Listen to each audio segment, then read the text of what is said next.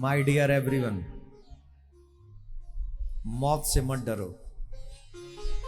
मौत से नहीं डरना है, मौत बुरी ना हो इस बात से डरो। मौत ऐसी हो कि तुम्हारे जाने के बाद लोग आंसुओं से रोएं कि ऐसा महानुभाव कहां से ढूंढ के लाएंगे। मौत की किससे रिश्तेदारी है, मौत की किससे रिश्तेदारी है। आज मेरी तो कल तेरी बारी है, तो कंफर्म है।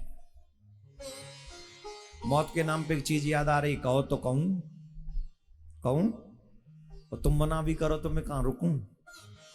मुझे तो कहनी, तभी तो याद आई है वो। एक पंडित जी बड़े विद्वान, बहुत विद्वान, एक पंडित जी बड़े विद्वान थे, काशी से पढ़ के आए, काशी से पढ़ के आए, गांव में आके पंडिताई करने लगे, सबको ज्ञान देने लगे। सब लोग आते, पूछते, प्रश्न करते, भाव रखते, सब बताते। एक दिन एक व्यक्ति ने प्रश्न किया, बोले महाराज आप बहुत बड़े विद्वान हो। बोले हाँ। बोले हमें यह बताओ कि व्यक्ति मरने के बाद कहां जाता है।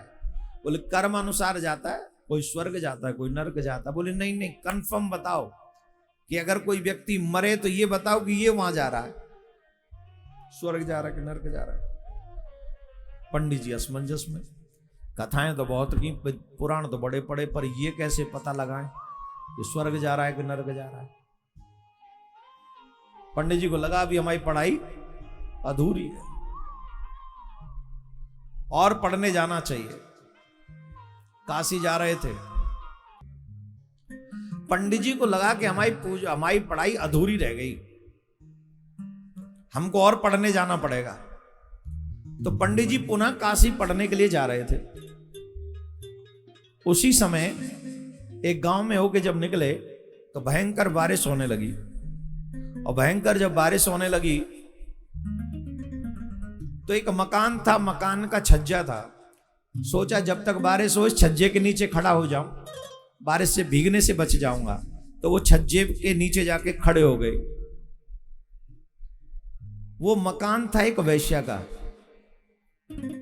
पंडित जी खड़े थे उस छज्जे के नीचे। बारिश थोड़ी हल्की हल्की हुई तो बड़े ढोल बोल की आवाज आने लगी। तो ऊपर से एक देवी की आवाज आई, अरे देखो कोई शायद ऐसा लगता है मर गया।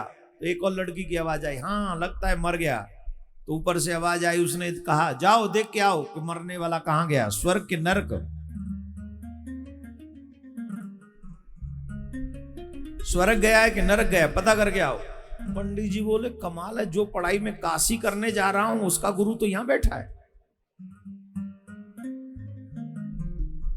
ये कैसे पता लगाएंगे कि ये पढ़ने का वो मरने वाला कहां गया है। उसको पंडित जी को इंटरेस्ट बढ़ा, बोले पता करना चाहिए। तो प्यारे वो कन्या उस अर्थी के पीछे पीछे गई, लौट के आई। उसने पूछा बताया, पता किया तुमने कहां गई है। बोले हाँ पता किया। कहां गई है। बोले नरक में गई। ये मरने वाला व्यक्ति जो है वो नरक में गया। अरे राम राम राम। दूसरी बोली, जो मालकिन थी बोली, अरे राम राम राम राम, नरक गया, अरे राम। पंडित जी के कान खड़े हो गए। पंडित जी बोले बड़ा तगड़ा गुरु है, यहां बैठे बैठे बता। ये दो अर्थियों के पीछे गई। एक की अर्थी के पीछे रोते रोते लोग जा रहे थे और उसकी गुणों का गायन करते हुए जा रहे थे, रोते हुए जा रहे थे, कह रहे थे तुम जैसा और कहां मिलेगा। सबकी मदद करते थे, सबकी सहायता करते थे, अपने सत्कर्मों को आगे बढ़ाते थे, कभी भी किसी पर गुस्सा नहीं होते थे, हमेशा सबकी सहायता के लिए अपने कदम बढ़ाते थे, कभी भी किसी से ऊंची आवाज में बात करते थे, हमेशा जो दूसरे चाहते वही करते थे। कितना तो हमारा सौभाग्य है। उस अष्टभुजी देवी ने कहा कि तुम्हारे मारने वाला ब्रज में प्रकट हो गया, तुम बच नहीं सकते। अब तो महाराज वो डर गया और कंस ने अपनी बहन पूतना को बुलाया, बहन मेरी हेल्प करो। क्या है बेटी बचाओ वाली बात है ना, तो संस्कारवान बेटियों को अपने पिता का थोड़ा ध्यान रखना पड़ेगा। हमारे ब्रज में तो यहां तक कहते हैं शादी से पहले श्रृंगार करना ही नहीं चाहिए। शायद यहां भी रीवा में कहते होंगे कि नहीं, हमें नहीं पता। कहते ए माता जी, कोई बूढ़ी बड़ी माता जी है, कोई 60-70 साल की, आप हो माता जी, कै साल की हो, खड़ी हो जाओ। नहीं होगी? अच्छा वो माता जी, हाँ तुम 60 की सी तो नहीं लग रही हो, पर फिर भी बताओ, तो बैठ जाओ तुम। इनको माता जी खड़ी होने दो। हाँ माता जी, यहां मान्यता है शादी से पहले विवाह वो श्रृंगार विंगार करने की है, यह मान्यता है शादी से पहले श्रृंगार करने की। अच्छा फिर बैठ जाओ, बैठ जाओ। और क्या, हमारे ब्रज में ये कहते, करते तो आजकल वहां भी है, लेकिन ऐसा मान्यता है कि श्रृंगार हमेशा शादी के बाद करना चाहिए। हालांकि माता जी प्रेशर में आके शायद मुझे लगता नहीं कि वो समझ पाई हो मेरी बात को कि मैं क्या कह रहा हूं, है ना? नहीं करती ना, हाँ बाकी सब नहीं कर रही। वो माता जी थोड़ी भाव में बह गई, भाव बेवल हो गई, इसलिए बोल दिया उन्होंने। कोई नहीं, तो ये मर्यादा। अब ये पूतना क्या कर रही थी, यूं घुमाते घुमाते सबकी तरफ मुस्कुरा मुस्कुरा के देख रही थी। अब महाराज एक तो इतनी सुंदर बन के आई, फिर सबको मुस्कुरा के देख रही थी, फिर कमल के फूल घुमाती हुई जा रही थी। काऊ की जीव हिम्मत न भाई, यूं पूछ ले तू आई कहां थे। ज्यादा सुंदरता हो तो टेंशन हो जाती है ना, कुछ पूछे तो कहीं ऐसा ना हो कि दूंगी थप्पड़ गाल हवाल समझ जाए वो, न जाने कब सेक दे। काऊ की हिम्मत नहीं भाई, अरे हाँ भैया पता ना जन कौन है, तो वो चुप हो ही जो है, सब अपने अपने आनंद लेते रहे।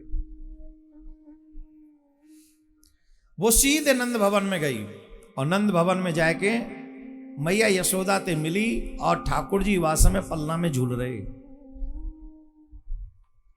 और जब पलना में झूल रहे तो ठाकुर जी के पास में ये पूतना पहुंची। ध्यान से सुनना, ठाकुर जी ने नेत्र बंद कर लिए, या कुछ देखियो नहीं, कन्हैया ने नेत्र बंद कर लिए। क्यों नेत्र बंद कर लिए? सावधानी पूर्वक सुने। जिनके मन में कपट होता है ठाकुर जी उन्हें देखते नहीं। जो कपटी होते भगवान उन्हें नहीं देखते। क्यों नहीं देखते? बोले जैसी है वैसी आई नहीं है, जैसी आई है वैसी है नहीं है। भगवान ने दो को नहीं देखा, एक शूर्पणखा को नहीं देखा राम अवतार में, और एक पूतना को नहीं देखा कृष्ण अवतार में। क्यों नहीं देखा? दोनों ही भगवान के आगे रूप बदल कर गई, भेष बदल कर गई। मैं निवेदन करूंगा आपसे, दुनिया के आगे चाहे तुम जैसे भी जाओ, लेकिन भगवान के सामने जब जाओ तो वैसे ही जाना जैसे तुम हो।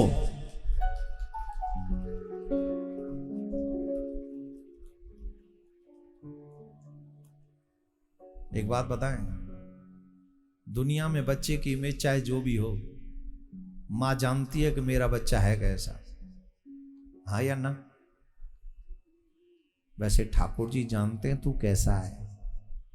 दुनिया वाले तुझे होल्डिंग पे देख के कुछ और समझ लें, समाज में देख के कुछ और समझ लें, स्कूल में देख के कुछ और समझ लें, यहाँ वहां देख के कुछ और समझ लें, लेकिन मेरे ठाकुर जी को मालूम है तू कैसा है। वो घट घट की जानने वाले हैं। अगर उनसे भी छिपाओगे तो बच नहीं पाओगे।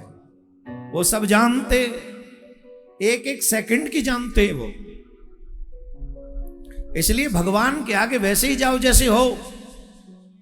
भगवान ने नेत्र बंद कर लिए, मैं तो देखूंगा ही ना, लेकिन एक वचन लिया अपने आप से ठाकुर जी ने, ये मेरी मासी बन के आई है। वैसे तो वो जहर पे वावे आई है, अपने स्तन से कालकूट विष लगा के आई पूतना। बोले वैसे तो ये मुंह मारवे के लिए आई है, अपने स्तन से कालकूट विष लगाए के आई है, परंतु मैं या की वो गति करूंगा जो मैंने अपनी मैया। लेकिन अगर तुम कृष्ण के न बने तो ये हमारा और तुम्हारा दुर्भाग्य ही होगा। ये पूतना साधारण नहीं थी, राजा बलि की पुत्री थी रत्नमाला। जब वामन भगवान बनकर गए, रत्नमाला ने इनको देखा था, बड़ा मन हुआ कि ऐसा सुंदर पुत्र मेरा हो तो मैं उसे दूध पिलाऊं। लेकिन जब वामन भगवान ने 2 ही पग में सब नाप लिया तो तीसरा पग कहाँ रखूं। जब ये भाव आया तो राजा बलि को नाप लिया। तो रत्नमाला ने सोचा अगर मेरा ऐसा बेटा होता ना तो जहर दे के मार देती उसे, जो ऐसा छल करे। भगवान ने कहा चिंता मत कर, तेरे दोनों बाप पूरे करेंगे हम। थोड़ी देर के लिए सही तुझे मासी बनाएंगे और तेरा दूध के बहाने जहर भी पिएंगे। और मुक्ति भी कर दी ठाकुर जी। इसका मतलब क्या है, आपके मन में जो जो भाव ठाकुर जी के लिए होते ठाकुर जी आपके सब भाव पूरे करते हैं।